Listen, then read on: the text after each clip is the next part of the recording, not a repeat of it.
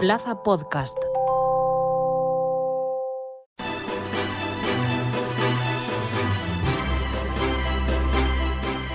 La mayor parte de lo que conocemos como basura espacial se encuentra entre 300 y 1000 kilómetros sobre la Tierra.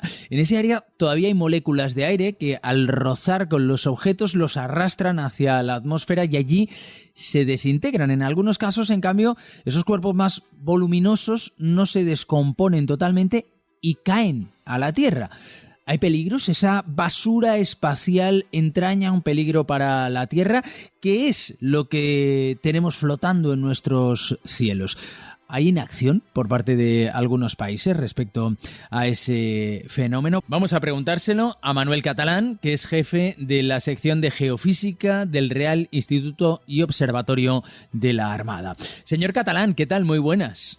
Muy buenas. Vamos a definir en primer lugar qué es la basura espacial, qué nos podemos encontrar. Bueno, como basura espacial se entiende todo aquel tipo de objeto que se encuentra sobrevolando nuestro planeta y que ha sido de alguna manera como consecuencia de la intervención humana. Es decir, un asteroide, un meteorito no podría entrar dentro de la clasificación de basura espacial.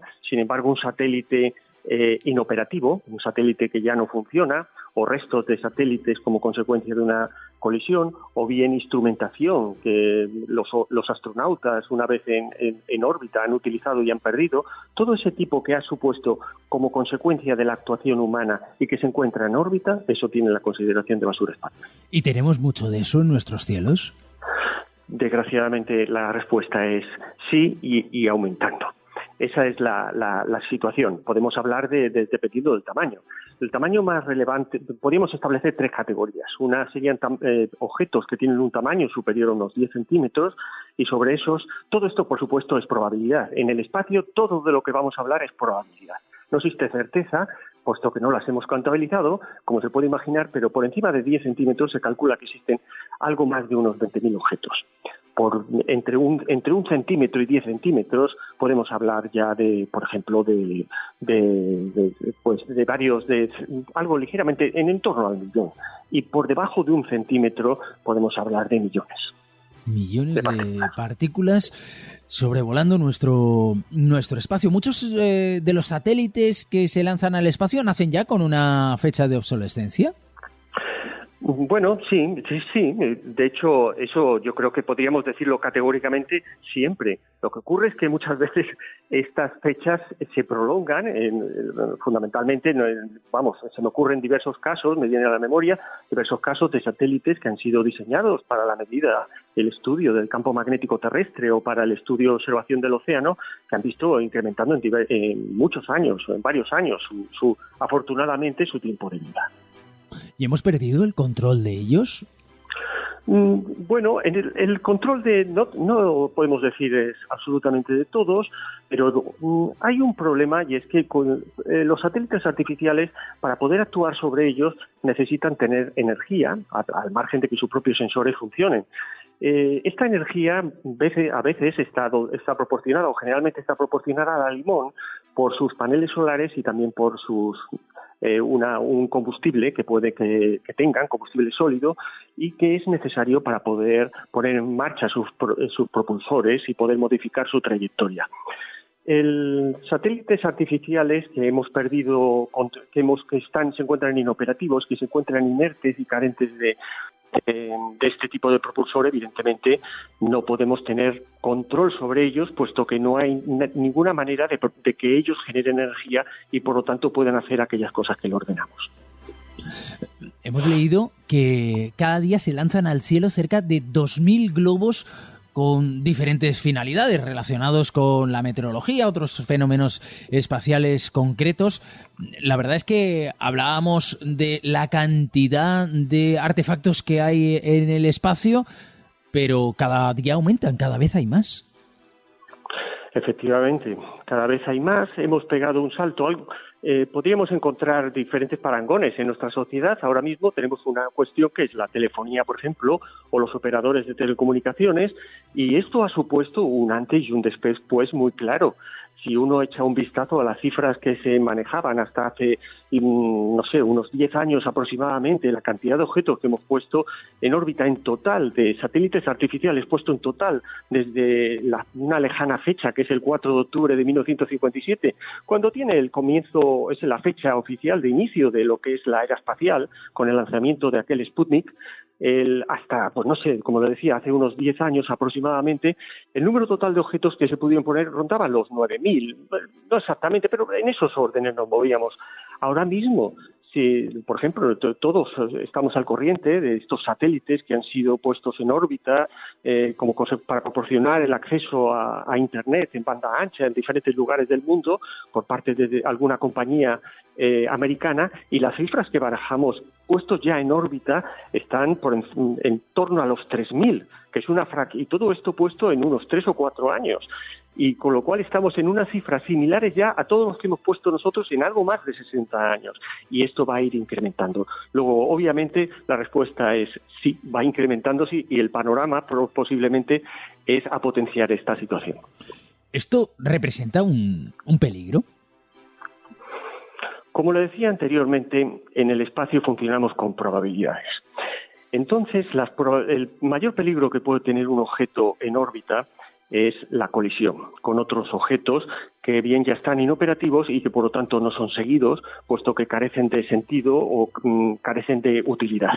Y por lo tanto esos objetos permanecen en órbita, poco a poco van siendo, pero muy poco a poco, dependiendo de su altura, van siendo frenados y van perdiendo altura, y si no son seguidos, pues son objetos, es como si tuviéramos un coche en una autopista que nadie es responsable de él y que está desplazándose, con la particularidad de desplazándose a una alta velocidad, si estamos hablando de órbitas de 1.000 kilómetros, por ejemplo, pues son unos 6 o 7 kilómetros por segundo, lo cual es una barbaridad.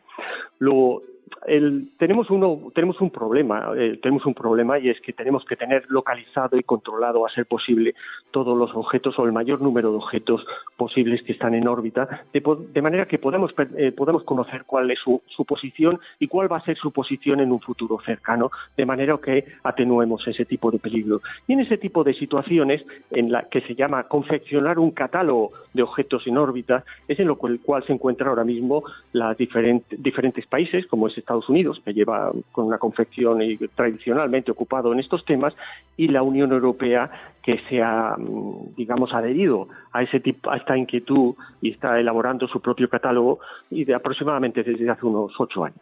Oiga, estábamos hablando de los peligros. Se habla de las posibles colisiones en cadena. ¿Qué es el síndrome Kessler?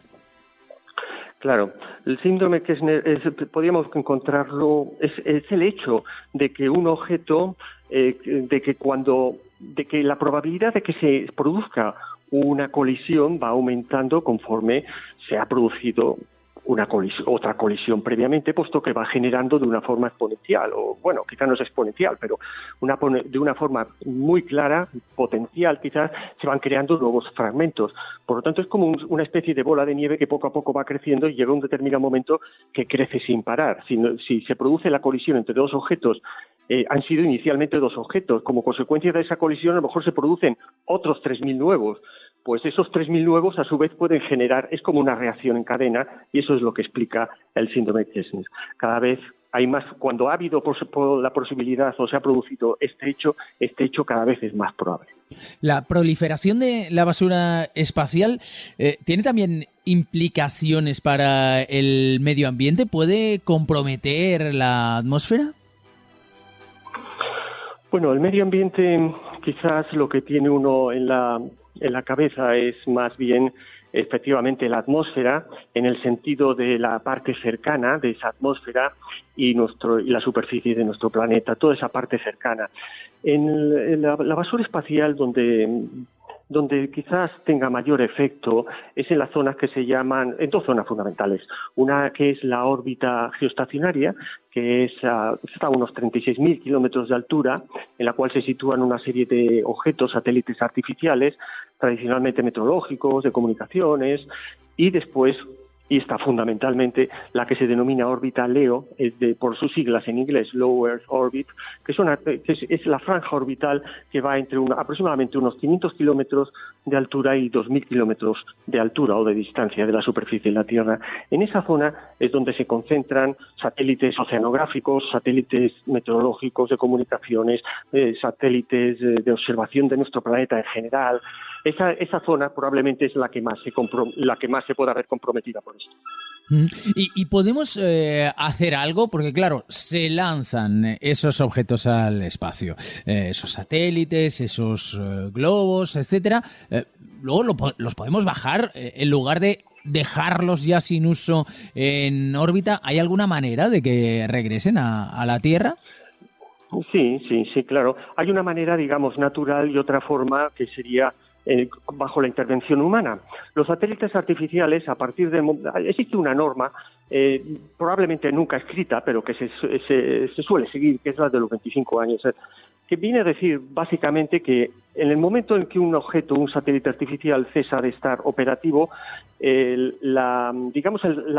Estado o la institución responsable de este objeto en 25 años debe de haberlo retirado de forma segura de la órbita en la que se encontraba. Bueno, la realidad, dicho esto, es que la atmósfera, como comentaba al comienzo de la intervención, nos encontramos con que la densidad de la atmósfera genera un frenado y poco a poco va haciendo que los satélites que se encuentran en órbitas bajas, los que antes hablábamos de entre 500 y 2.000 kilómetros, los LEO, poco a poco van frenando y van perdiendo altura. Esto es muy lento, pero muy lento, puesto que la atmósfera sufre un enrarecimiento muy claro y por lo tanto ese frenado, aunque existe, es importante, pero no es relevante efectos de producir una reentrada hasta que alcanzamos unas alturas que son aproximadamente unos 600 kilómetros de distancia desde la superficie de la Tierra, en el cual ya lo que es la atmósfera, la densidad atmosférica y este proceso que conlleva su presencia ya es más relevante. A partir de ese momento, en unos pocos años, el objeto produce su reentrada.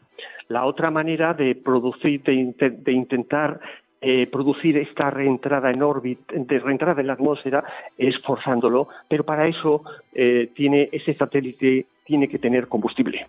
De manera que yo le diga baja y él baje.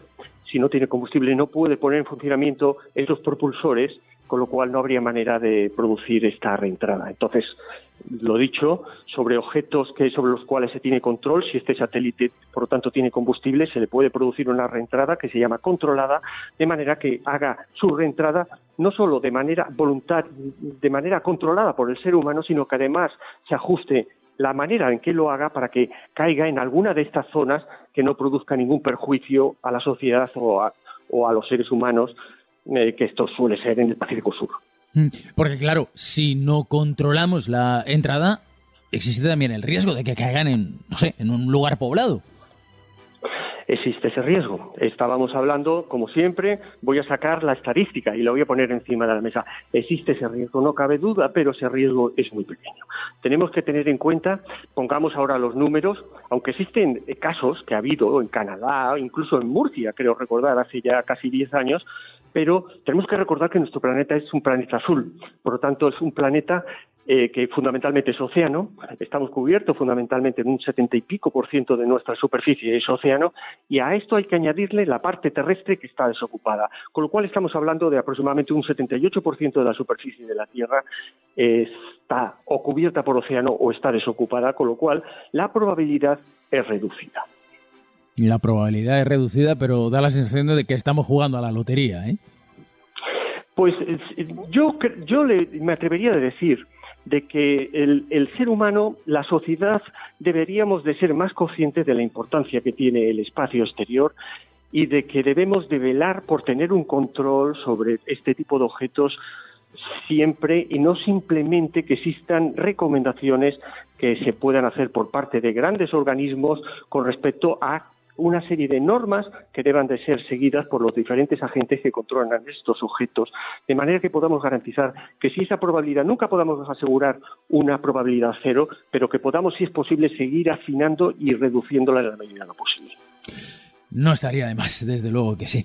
Manuel Catalán, jefe de la sección de Geofísica del Real Instituto y Observatorio de la Armada, muchísimas gracias.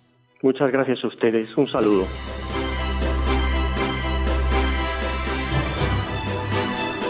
Pues habrá que estar atentos a lo que flota en nuestros cielos. Ya saben que Plaza al Día es el daily de las cabeceras de Plaza. Está disponible en todas ellas de lunes a viernes y también en las principales plataformas de podcast donde pueden suscribirse y enviarnos sus comentarios.